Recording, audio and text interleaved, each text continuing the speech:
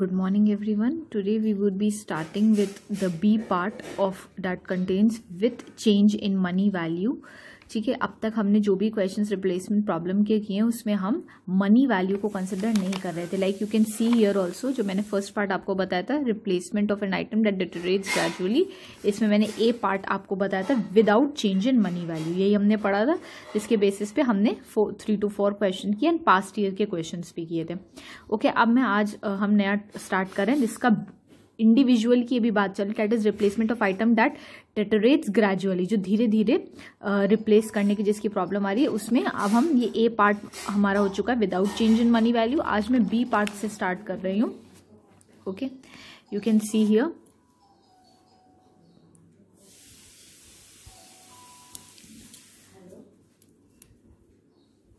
This is with change in money value. Okay, now इसमें सबसे पहले मनी वैल्यू की अगर मैं बात करूँ तो प्रेजेंट वैल्यू को हम कंसिडर करते हैं. तो प्रेजेंट वैल्यू ₹1 की क्या होती है? Basic formula 1 divide by 1 plus R and bracket में to the power n, where r is equals to rate of interest and n is period और टाइम. ठीक है, so this is question number 1. Let's start. इसमें present value of फॉर्मूले की जरूरत नहीं भी है क्योंकि मैंने आपको ऑलरेडी कैलकुलेटर में m प्लस करके कैलकुलेट करना सिखाया. So we will be doing that. So let's start. This is question number 1. Write it in your copy. XYZ machine tools seek your expert opinion for the optimal replacement period of a machine used by them. The data relevant for decision making is given as. ठीक है, ये आपका question है. First है capital cost of the machine is ₹10,000. Second part operating cost is ₹500 in the first 4 years and then it increases by 300 each year. ठीक है, मतलब operating cost यानी कि मेंटेनेंस कॉस्ट और you can say replacement cost जो भी है वो आपकी ऑपरेटिंग कॉस्ट, मेंटेनेंस कॉस्ट या रनिंग कॉस्ट जो भी है वो कैसी है कि पहले के 4 years, फर्स्ट 4 years में इट वुड बी 500 सेम. ठीक है, and after 4 year that is from 5 year हर साल वो 300 का इंक्रीमेंट हो जाएगा उसमें. Interest rate for the firm is 10% per annum. ठीक है, this is your question. So now we will be starting with the solution. You can copy the question correctly. Just copy the question in your copy. Okay, and now we are starting with the solution. Solution start करने से पहले आप एक page छोड़ सकते हैं. उसके बाद जस्ट इंश्योर पहले हम वर्किंग नोट एक कर लेंगे. वर्किंग नोट में क्या है, ऑपरेटिंग कॉस्ट के लिए कह रहा है for the first 4 years is ₹500. ठीक है, मतलब first year, second year, third year and fourth year आपकी कॉस्ट क्या रहेगी, रनिंग कॉस्ट या operating cost 500, 500, 500 and 500. Then from 5th year it is increase by 300. तो उसके लिए मैंने एक वर्किंग नोट बना ली है. 5th year में क्या हो जाएगी, 500 प्लस 300. तो 5th year की ऑपरेटिंग कॉस्ट या मेंटेनेंस कॉस्ट कितनी हो गई, 800. 6th year की फिर ये 800 जो आया इसमें 300 का इंक्रीमेंट होगा. ठीक है, 500 में नहीं होगा. This is very important. ठीक है, because it is increasing 300 each year. So 800 पे अब 300 आप इंक्रीज करोगे तो 1100. ओके, देन 7th year में फिर ये 1100 प्लस 300 1400. 8th year में 1400 प्लस 300 1700. फिर ये 1700 प्लस 300 तो 2000 एंड 9th year. फिर this 2000 of previous year plus 300 that is 2300 for 10th year. And then 2300 plus 300 2600 for 11th year. 2600 plus 300 this is 2900 for 12th year. तो ये आपकी क्या निकल के आ गई, हमारी ऑपरेटिंग कॉस्ट विद इंक्रीमेंट. अब हम लोग अपने चार्ट की तरफ चलते हैं. ओके, डेप्रिसिएशन के लिए भी आप देख सकते हो कॉस्ट माइनस स्क्रैप वैल्यू. यहाँ पे अगर आप पीछे क्वेश्चन में मैं आपको दिखा दूं, क्वेश्चन में आपको दिख रहा होगा कहीं पे भी स्क्रैप वैल्यू की बात नहीं की गई, सिर्फ ऑपरेटिंग कॉस्ट की बात की गई है और कैपिटल कॉस्ट की बात की. They are not talking about the scrap value. So depreciation आपका हर साल सेम ही रहेगा, that is 10,000 for first to 12 year because cost minus scrap value this 0 scrap value and cost 10,000 it is given. Okay, so this is like for 10,000 for each and every one. Now we'll start. Okay, so this is my table. बहुत neatly बनाइएगा. ठीक है, इसमें आपके columns की अगर हम बात करें तो 1 2 3 4 5 6 7 8 9 जितने भी क्वेश्चन करोगे सब में 9 कॉलम्स बनेंगे if you are talking about with change in money value. ठीक है, तो पहला ईयर का कॉलम है, right, and I am just giving you this advice that leave 1 lines, एक लाइन का स्पेस छोड़ के करिएगा 1 2 3 से लेकर के टिल 12 तक। ठीक है, जस्ट मेक दिस। उसके बाद ऑपरेटिंग कॉस्ट, देखिए मैंने यहाँ पे रोमन का 1 नंबर लिख लिया, ये आप भी लिख लीजिएगा, और वर्किंग नोट 1 ये अलग वर्किंग नोट 1 है। ठीक है, ऑपरेटिंग कॉस्ट ये मैंने यहाँ वर्किंग नोट 1 में कैलकुलेट कर ली थी, और 1 से लेके 4th ईयर तक कितनी है 500। देखिए यही लिखी है मैंने, 1 से लेके 4 तक I have written 500 as you can see. ठीक है, उसके बाद 5th ईयर से मैंने यहां से कॉपी कर लिए जो मैंने कैलकुलेट की थी, that is 800 1100 1400 800 1100 1400 you can see, okay, 1700 2000 2300 1700 2000 2300 and 2600 2900।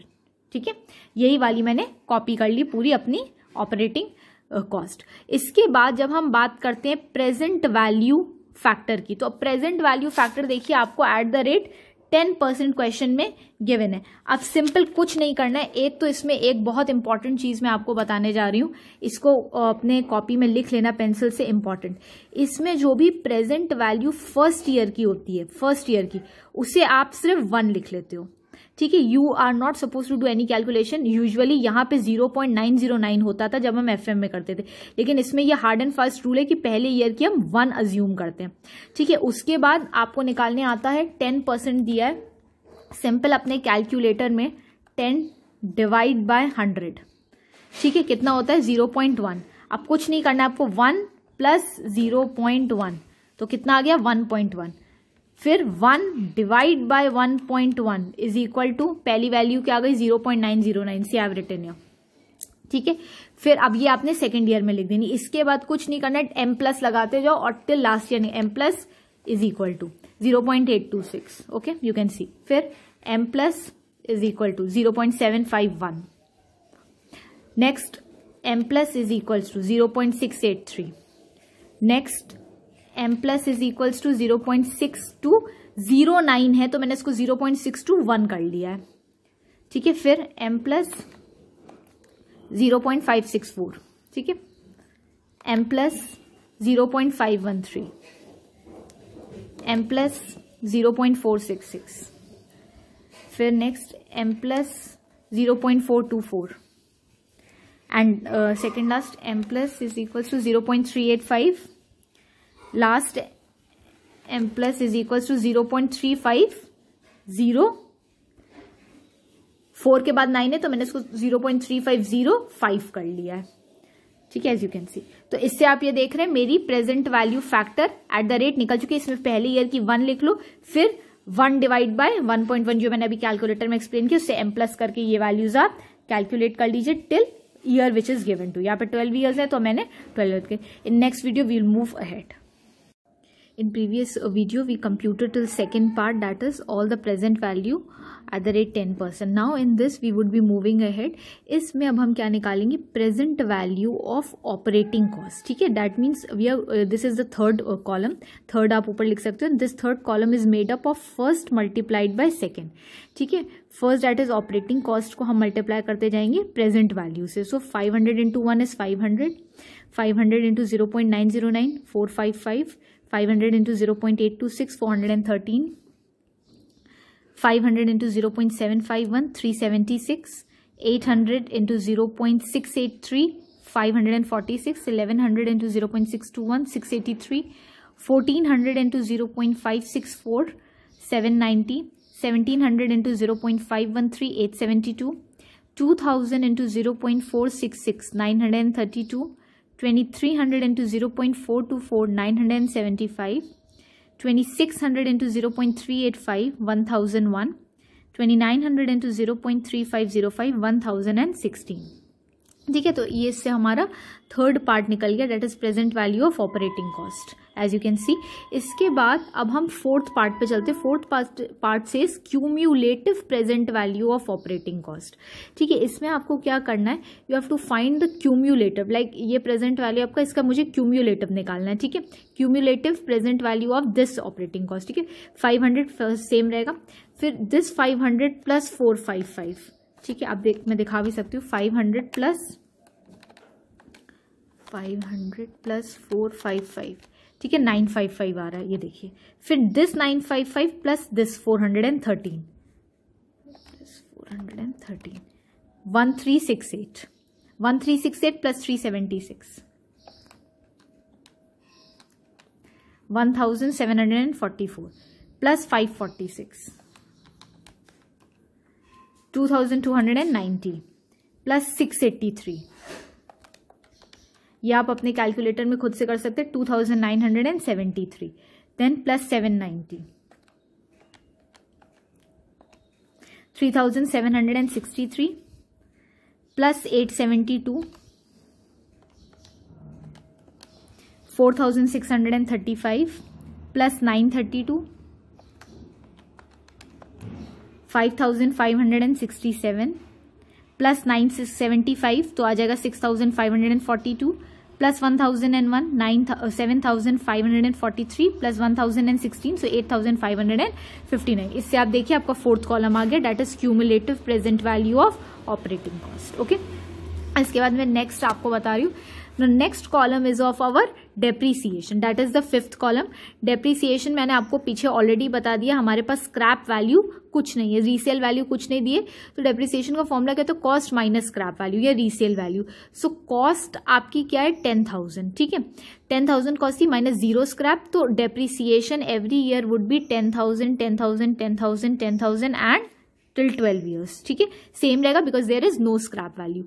फिर हम आते हैं सिक्स्थ कॉलम में, that is total cost. Total cost आपकी क्या है 10,500, ओके ठीक है, टोटल कॉस्ट 10,500, ये हमारी कैसे आई, फोर्थ प्लस फिफ्थ। देखिए मैंने ऊपर लिखा भी है, this is my sixth column. Sixth column कैसे बना आपका, fourth column plus fifth column, that is 500 plus 10,000 cumulative present value of operating cost plus depreciation. 500 plus 10,000 so total cost is 10,500। फिर 955 plus 10,000 so 10,955। 1,368 plus 10,000 so 11,368। 1,744 plus 10,000 so 11,744। 2,290 plus 10,000 so 12,290. 2,973 plus 10,000 12,973. 3,763 plus 10,000 so this is 13,763.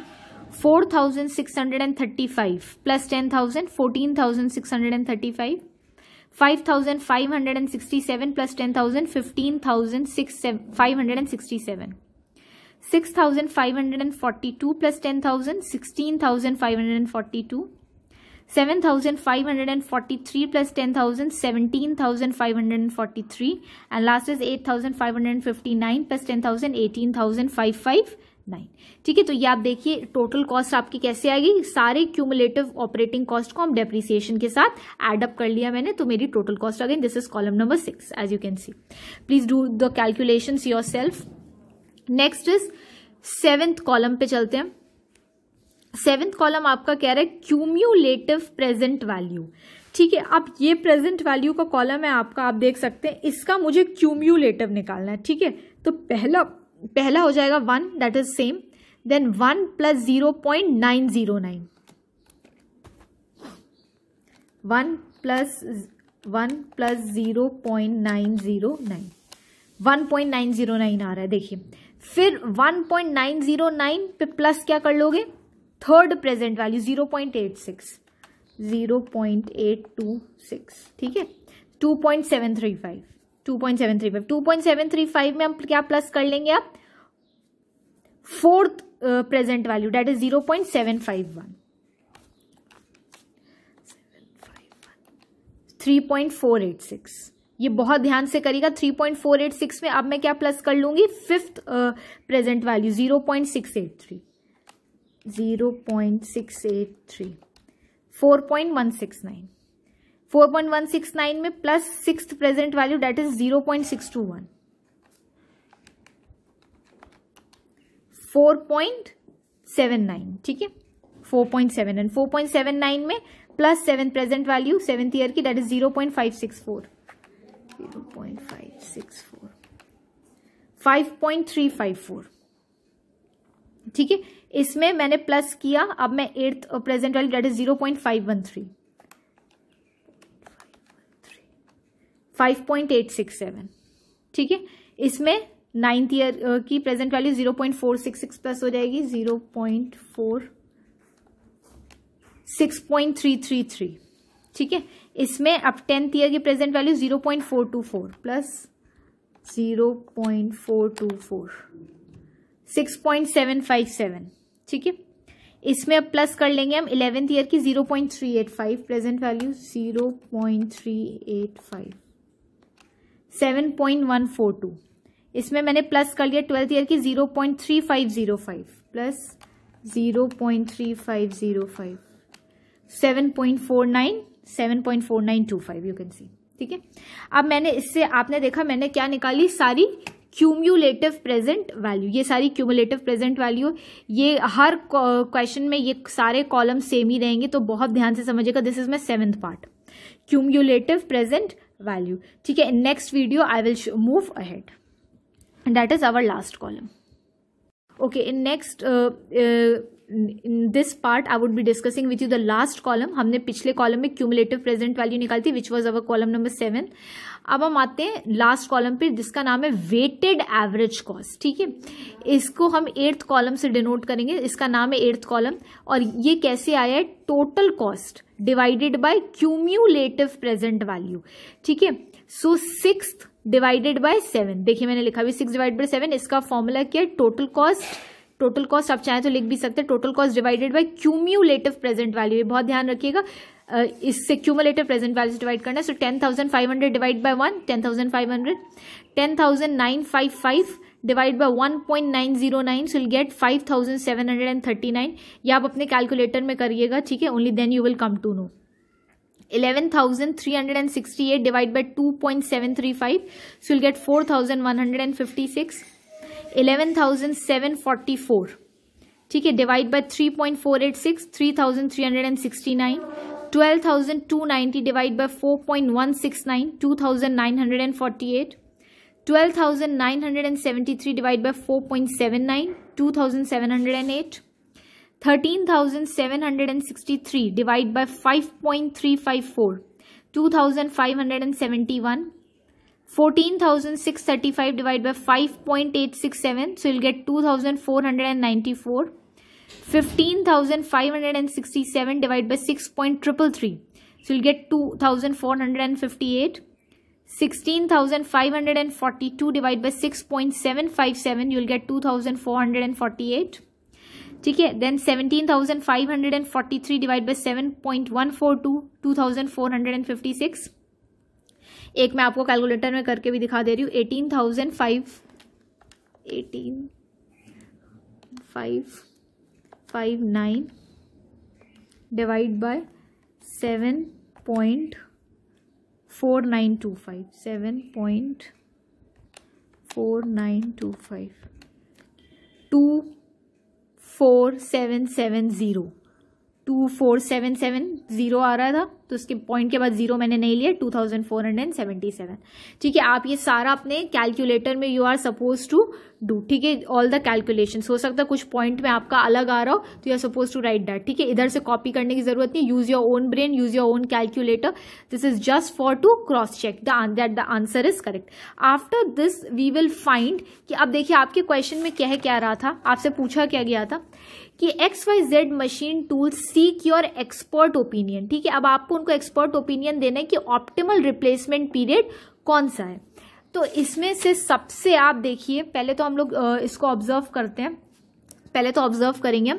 पहले देखिए weighted average cost 10,500 थी, फिर decrease हो गई 5,000 हो गई, फिर डिक्रीज होके 4,000 हो गई, फिर 3,000, फिर 2,000, फिर और 2,948 से 2,708, फिर 2,571, फिर 2,494, फिर और डिक्रीज होके 2,458, फिर 2,448. फिर अब यहां पे देखते हैं हम लोग, जस्ट सी दिस पार्ट. इस पार्ट के बाद क्या हो रहा है कि दिस इज 2,448 आपका 10th पे है, 10th ईयर में. इसके बाद 11th ईयर में दिस इज इंक्रीजिंग टू 2,456. फिर 12th ईयर में और इंक्रीज हो गई 477 एज यू कैन सी। तो हम ये कह सकते हैं till 9th year my weighted average cost was decreasing. Till 10th year, sorry, we can say this, till 10th year my weighted average costs were decreasing, but from 11th year it started increasing again. So we can say that 10th year is my optimal period of replacement. That means we are going to replace our machinery at the end of the 10th year. आप ये देख सकते हैं, मैंने लिखा है. Now we will check in weighted average cost, that is till 10th year cost is reducing. From 11th year weighted average cost starts increasing. Thus 10th year is the optimal replacement period for machine tools. ठीक है, अब आपको ये conclusion देखिए मैं दिखा दे रही हूँ. This is 10th year is the optimal replacement period for machine tools because 10th year में सबसे कम है आपकी cost. ठीक है, आप ये देख सकते हैं. ठीक है, आई होप ये आपको समझ में आ गया होगा क्वेश्चन. ठीक है, do it in your copy and send me pictures positively by 4. Okay, thank you.